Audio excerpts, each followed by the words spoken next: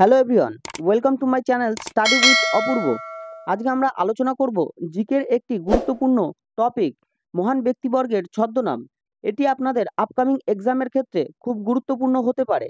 আপনারা ভিডিওটি শেষ পর্যন্ত দেখবেন। এখানে মোস্ট ইম্পর্ট্যান্ট সিলেক্টেড ছদ্মনামগুলি আলোচনা করা হয়েছে।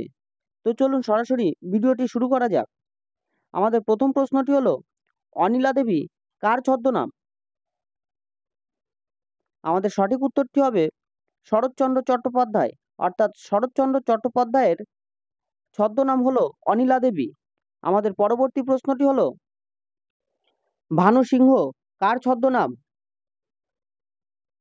আমাদের সঠিক উত্তরটি হবে রবীন্দ্রনাথ ঠাকুর, অর্থাৎ রবীন্দ্রনাথ ঠাকুরের ছদ্মনাম ভানু সিংহ।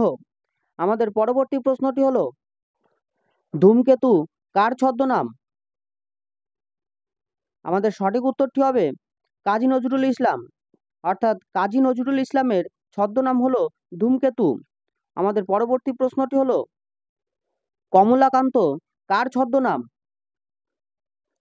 আমাদের সঠিক উত্তরটি হবে বঙ্কিমচন্দ্র চট্টোপাধ্যায়, অর্থাৎ বঙ্কিমচন্দ্র চট্টোপাধ্যায়ের ছদ্মনাম হলো কমলাকান্ত। আমাদের পরবর্তী প্রশ্নটি হলো, কালপুরুষ কার ছদ্মনাম? আমাদের সঠিক উত্তরটি হবে সুবোধ ঘোষ, অর্থাৎ সুবোধ ঘোষের ছদ্মনাম হলো কালপুরুষ। আমাদের পরবর্তী প্রশ্নটি হলো, নীল লোহিত কার ছদ্মনাম?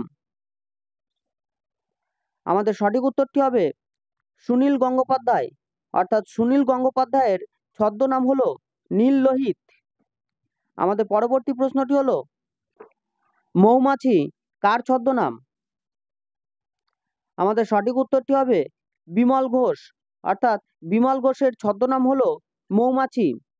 আমাদের পরবর্তী প্রশ্নটি হলো, হুতুম প্যাঁচা কার ছদ্মনাম?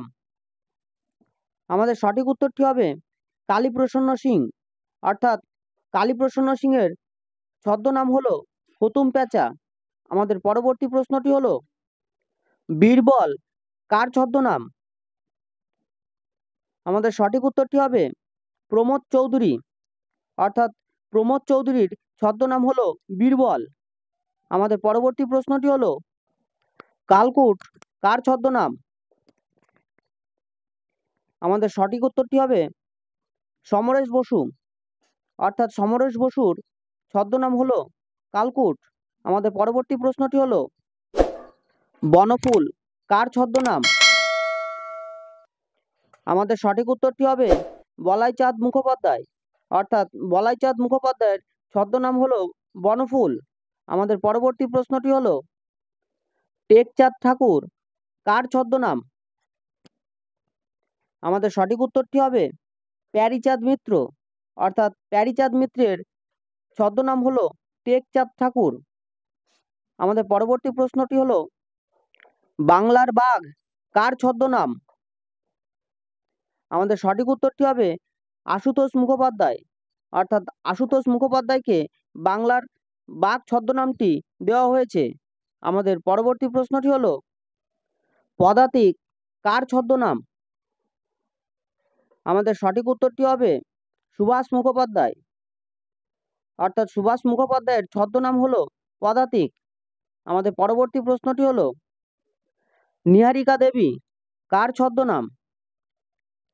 আমাদের সঠিক উত্তরটি হবে অচিন্ত্য কুমার সেনগুপ্ত, অর্থাৎ অচিন্ত্য কুমার সেনগুপ্তের ছদ্মনাম হলো নিহারিকা দেবী। আমাদের পরবর্তী প্রশ্নটি হলো, শ্রী কার ছদ্মনাম?